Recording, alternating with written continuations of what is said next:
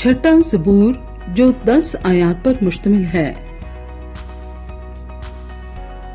मीर मुगन्नी के लिए तारदार साजों के साथ शमीनियत के सुर पर दाऊद का मज़मूर। ऐ खुदावंद, तू मुझे अपने कहर में ना छिड़क और अपने ग़ैज़ो ग़ज़ब में मुझे तंबी ना दे। ऐ खुदावंद, मुझ पर रहम कर क्योंकि मैं पजमुर्दा हो गया हूँ। ऐ खुदावंद, मुझे शिफा दे क्योंकि मेरी हड्डियों में बेकरारी है, मेरी जान भी निहायत बेकरार है।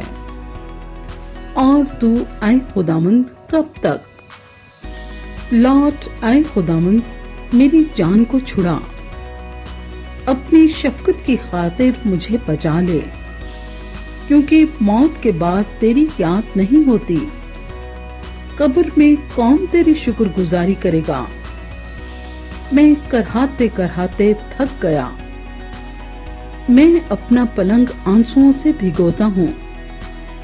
हर रात मेरा बिस्तर तहरता है, मेरी आंख गम के मारे बैठी जाती है और मेरे सब मुखालिफों के सबब से धुंधलाने लगी।